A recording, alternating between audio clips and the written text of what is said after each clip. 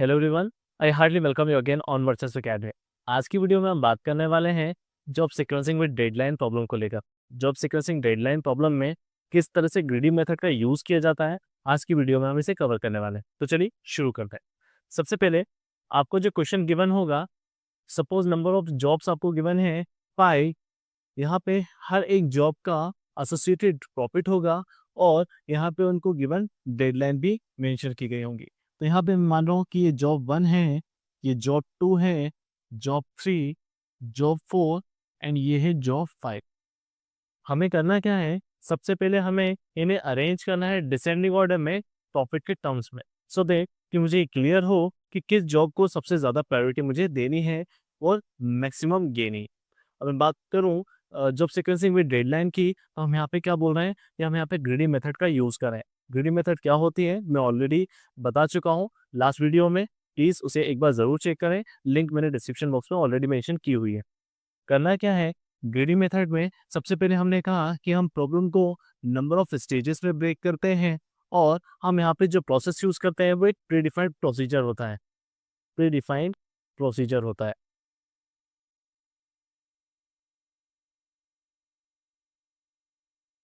So that कि हम maximum profit को गेन कर पाएँ या ऑप्टिमाइजेशन रिजल्ट को गेन कर पाएँ।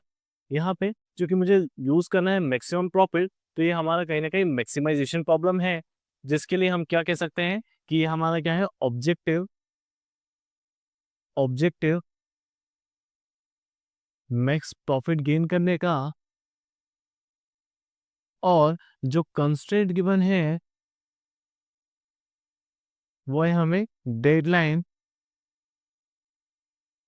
या फिर स्लॉट्स, जिनका यूज़ करते हुए हमें मैक्सिमम प्रॉफिट गेन करना है। ये जो स्लॉट्स हैं वो कंस्ट्रेंट के फॉर्म में होंगे, यानी नंबर ऑफ स्लॉट्स आपको गिवन होंगे या फिर आपको आइडेंटिफाई करना होगा कि आपके पास कितने नंबर ऑफ स्लॉट्स हैं सो दैट कि आप मैक्सिमम प्रॉफिट को गेन कर पाएँ। तो ये दोनों पॉइंट ज़रूरी है आपको पता हो सो दैट कि आप ग्रीडी मेथड को अच्छे से अप्लाई कर पाएँ।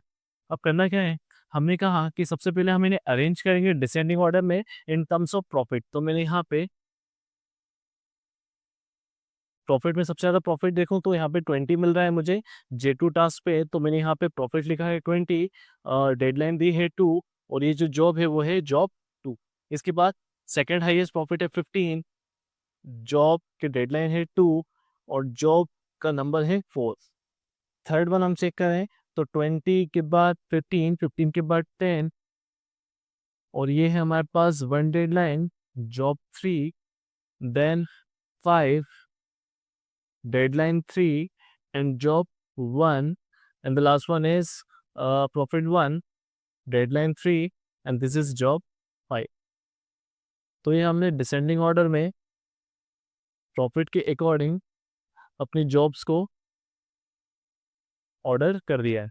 तो इस तरह से अब हमारे पास एक फिल्टर डेटा आ चुका है या एक क्लियर डेटा आ चुका है कि हमें सबसे ज़्यादा जॉब 2 को प्रायोरिटी देनी है।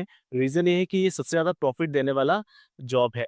तो आप इसे इस तरह से भी समझिए कि ये जो जॉब है एक्चुअल में एक वर्कर है जो इन पर्टिकुलर जॉब को असाइन किए गए हैं और वो पर यूनिट टाइम पे या पर स्लॉट में कितना वो काम कर सकते हैं वो यहाँ पे डेडलाइन के फॉर्म में बताया गया है। जॉब 2 असाइन जिसको किया गया है उसका ये कहना है कि वो 2 डेडलाइन तक अवेलेबल है, यानी वो 2 यूनिट्स ऑफ टाइम के लिए अवेलेबल है 20 प्रॉफिट गेन करवाने के लिए। सिमिलरली जॉब 4 जिस पर्टिकुलर जॉब सीकर को आपने असाइन की है उसकी डेडलाइन भी 2 है, यानी वो 2 यूनिट टाइम तक वेट कर सकता है या वो अवेलेबल है इस पर्टिकुलर प्रॉफिट को गेन कराने के लिए। तो इस तरह से हर एक जॉब के लिए एक पर्टिकुलर एम्प्लॉय या जॉब सीकर असाइन किया गया है और वो हर पर यूनिट ऑफ टाइम पे कितनी देर के लिए अवेलेबल है वो डेडलाइन के थ्रू बताया जा रहा है और कितना प्रॉफिट गेन कर सकता है वो जॉब करने के बाद ये इस जॉब के साथ हमें दिया हुआ है। अब करना क्या है, मैं यहाँ पे नोटिस करूँ तो जो डेडलाइन है वो मैक्सिमम डेडलाइन क्या है 3। इसका मतलब 3 यूनिट ऑफ टाइम के बाद मेरे पास कोई भी जॉब करने के लिए अवेलेबल नहीं है। मैक्सिमम क्या है 3, इसका मतलब 3 टाइम के बाद मेरे पास कोई भी जॉब करने वाला पर्सन अवेलेबल नहीं है। तो हमें क्लियर हुआ कि हम यहाँ पे 3 स्लॉट्स बनाने वाले हैं। पहला स्लॉट जिसको मैंने कहा 0 से 1, सेकंड स्लॉट जिसको मैंने कहा है 1 से 2 एंड थर्ड स्लॉट 2 से 3। तो मेरे पास ये 3 स्लॉट ही अवेलेबल हैं। रीज़न मैंने क्लियर कहा कि डेडलाइन 3 तक ही मेरे पास जॉब सीकर्स अवेलेबल हैं, इसके बाद कोई भी अवेलेबल नहीं है। फॉर एग्ज़ाम्पल J2 के लिए जो भी मैंने असाइन किया हुआ है पर्सन, वो 2 यूनिट टाइम तक अवेलेबल है, यानी 2 स्लॉट्स तक अवेलेबल है। J4 भी 2 स्लॉट्स तक के लिए अवेलेबल है। J3 1 स्लॉट के लिए अवेलेबल है। J1 3 स्लॉट्स के लिए अवेलेबल है एंड J5 भी 3 स्लॉट्स तक के लिए अवेलेबल है। इसके बाद वाले स्लॉट इसलिए नहीं बनाए क्योंकि मेरे पास कोई भी जॉब सीकर अवेलेबल ही नहीं है किसी पर्टिकुलर टास्क के लिए या जॉब करने के लिए। तो हमें क्लियर हुआ कि नंबर ऑफ स्लॉट्स किस तरह से बनाने हैं। यही नंबर ऑफ स्लॉट्स एक्चुअल मेरे लिए क्या है, कंस्ट्रेंट है। इन्हीं गिवन स्लॉट्स पे मुझे मैक्सिमम प्रॉफिट कराना है। यही इस पर्टिकुलर प्रॉब्लम स्टेटमेंट का एक आइडिया है। अब समझे, सबसे पहले मैंने कहा कि मुझे सबसे ज़्यादा प्रॉफिट मिल रहा है J2 प्रॉब्लम स्टेटमेंट से या J2 जॉब से, और ये डेडलाइन 2 के लिए अवेलेबल है। तो ग्रीडी मेथड के अंदर आपको करना क्या है, ये जो सेकंड स्लॉट तक के लिए अवेलेबल पर्सन है, उसे वही सेकंड स्लॉट असाइन करना है। यानी मैंने J2 कहाँ पे असाइन किया हुआ है, J2 सेकंड स्लॉट पे ही असाइन किया है। फर्स्ट से सेकंड के लिए J2 असाइन किया है जिसने प्रॉफिट 20 दिया है। मैं यहाँ पे मेंशन कर रहा हूँ J2 स्लॉट। नेक्स्ट जो हमारे पास अवेलेबल है वो क्या है, J4 जॉब, और ये है 2 डेडलाइन के लिए अवेलेबल। लेकिन सेकंड स्लॉट मेरा ऑलरेडी फिल हो चुका है J2 के लिए। तो अब मुझे ये चेक करना है, चूंकि 2 यूनिट्स के लिए या 2 टाइम्स के लिए अवेलेबल था, तो मैं इसे क्या करूंगा, इससे पहले जो भी स्लॉट होगा उसे असाइन करने के लिए यूज कर लूंगा। जैसे यहाँ पे मैंने J4 असाइन किया है फर्स्ट स्लॉट पे। रीजन ये 2 यूनिट्स तक के लिए अवेलेबल है, 2 के बाद अवेलेबल नहीं है या बियॉन्ड दिस टाइम अवेलेबल नहीं है। तो मैंने कहा मैं सेकंड स्लॉट तो ऑलरेडी दे चुका हूँ, क्यों ना मैं इसे फर्स्ट स्लॉट दे दूँ, सो दैट कि मैं इससे जो प्रॉफिट है उसे भी गेन कर पाऊँ। तो मैंने इसे क्या किया कि इसे फर्स्ट स्लॉट दे दिया है, क्योंकि ये 2 आवर्स के बाद या 2 यूनिट्स टाइम के बाद अवेलेबल ही नहीं है। तो एक स्लॉट अवेलेबल था, तो मैंने इसको फर्स्ट स्लॉट असाइन कर दिया है। तो यहाँ पे जो प्रॉफिट मुझे मिल रहा है 15। आपको ये चीज़ क्लियर हो रही होगी कि हम जो भी स्लॉट्स गिवन है उसमें जॉब वाले को सबसे लास्ट से देते हुए आ रहे हैं। जॉब 2 जो है वो 2 स्लॉट्स तक के लिए अवेलेबल है, तो हमने सेकंड स्लॉट दिया है। इसे थर्ड स्लॉट हम नहीं दे सकते क्योंकि ये अवेलेबल ही नहीं है थर्ड स्लॉट के लिए 2 स्लॉट्स के बाद। तो हमने 2 स्लॉट ही दे दिया है इसे, सो दैट कि 2 स्लॉट से पहले का स्लॉट खाली होगा तो वो किसी और प्रॉफिट के लिए हम जनरेट कर सकते हैं या दे सकते हैं।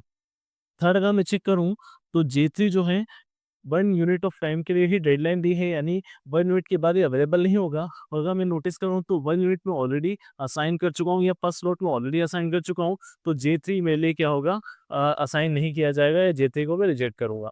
फिर J1 की अगर मैं बात करूँ तो J1 डेडलाइन 3 है और डेडलाइन 3 यानी स्लॉट 3 मेरे पास अवेलेबल है। ये J1 3 यूनिट्स तक के लिए अवेलेबल है। 2 यूनिट्स के लिए मैं ऑलरेडी स्लॉट को असाइन कर चुका हूँ, बट ये स्लॉट मेरे पास अवेलेबल है, तो मैं J1 को ये स्लॉट प्रोवाइड कर सकता हूँ। तो J1 में यहाँ पे असाइन कर रहा हूँ, जिससे मुझे प्रॉफिट कितना मिल रहा है, 5 यूनिट का। तो इस तरह से मुझे एक आइडिया लग गया कि ये जो डेडलाइंस दिए हैं, यही डेडलाइन के बेस पे मैं सबसे पहले आइडेंटिफाई कर सकता हूँ कितने नंबर ऑफ स्लॉट्स की ज़रूरत होगी। वही स्लॉट मेरे लिए कंस्ट्रेंट बन जाएगी। उतने ही गिवन नंबर ऑफ स्लॉट्स पे मुझे मैक्सिमम प्रॉफिट गेन करना है, सो दैट कि मुझे जो एक्चुअल प्रॉब्लम स्टेटमेंट है उसका सॉल्यूशन मिल जाए, ऑब्जेक्टिव गेन हो जाए।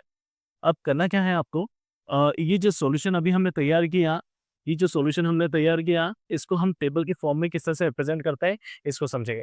तो सबसे पहले जॉब कंसीडर, कौन सी जॉब आपने कंसीडर की है ऑर्डर के अकॉर्डिंग, और कौन सी आप जॉब रिजेक्ट करने वाले हैं, यहाँ पे हम क्लियर करेंगे।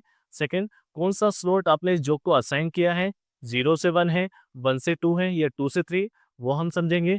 उससे सॉल्यूशन क्या मिल रहा है, कौन कौन सी जॉब मैं असाइन करते जा रहा हूँ, या कौन कौन से सॉल्यूशंस या जॉब्स को मैंने यूज़ किया हुआ है और उससे क्या प्रॉफिट आ रहा है, वो हम मेंशन करेंगे। तो सबसे पहले स्टार्ट करते हैं, जो ऑर्डर है, ऑर्डर में हम देखें तो J2 जॉब सबसे पहले मैंने कंसीडर की हुई है।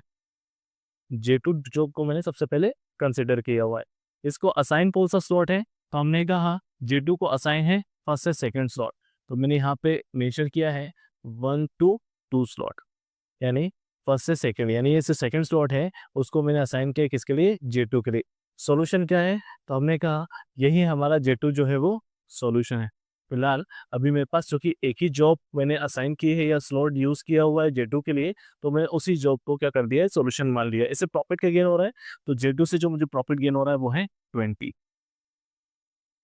सेकंड, अब मैं चेक करूं तो J4, तो J4 के लिए अगर हम चेक करें तो J4 भी 2 यूनिट्स ऑफ टाइम के लिए अवेलेबल है। सेकंड यूनिट या सेकंड स्लॉट हम ऑलरेडी दे चुके हैं, लेकिन फर्स्ट स्लॉट ये अभी यूज़ कर सकता है, तो हमने इसे फर्स्ट स्लॉट दिया हुआ है। तो J4 को हमने स्लॉट असाइन कौन सा किया हुआ है, स्लॉट असाइन किया है हमने 1 से 2 ऑलरेडी था, लेकिन उससे पहले हमने किसको दे दिया है, J4 को। तो 0 से 1 और ऑलरेडी 1 से 2 हमारे पास असाइंड है। यहाँ पे सॉल्यूशन क्या हो जाएगा, तो हमने कहा सबसे पहले J2 बाद में आएगा क्योंकि J4 को हमने पहला स्लॉट दिया है, तो J4 कोमा J2 ये हमारे सॉल्यूशन में अवेलेबल हो जाएगा। प्रॉफिट क्या गेन होगा, तो J4 से हमें कितना प्रॉफिट मिल रहा है, 15, 20 हमारा, सॉरी J4 से कितना मिल रहा है हमें, J4 से 15 और J2 से कितना मिला है हमें, 20। थर्ड अगर हम चेक करें तो थर्ड केस में J3 और J3 के लिए स्लॉट 1 जो कि हमारे पास अवेलेबल नहीं है, 2 स्लॉट जो थे वो दोनों ही बुक हो चुके हैं, तो हम यहाँ से J3 को रिजेक्ट कर सकते हैं और सेम यही रिजल्ट हमारे पास अवेलेबल रहेगा स्लॉट असाइनमेंट के फॉर्म में। तो यहाँ पे J4 J2 और यहाँ पे जो है 15 + 20। नेक्स्ट J1 स्लॉट के लिए जॉब असाइन करना चाह रहे हैं, सॉरी J1 जॉब को हम असाइन करना चाह रहे हैं स्लॉट के लिए, तो J1 जो है वो थर्ड स्लॉट के लिए, तो J1 2 से 3 के लिए, तो यहाँ पे 0 से 1, 1 से 2 ऑलरेडी असाइन थे और इस बार 2 से 3 के लिए हमने कंसिडर किया है जॉब 1 को, तो यहाँ पे J4 उसके बाद J2 देन J1 और यहाँ पे इस तरह से इसका जो प्रॉफिट है वो कितना है, J1 का 5, तो 15 + 20 + 5। नेक्स्ट J5 हम चेक करें, तो J5 के लिए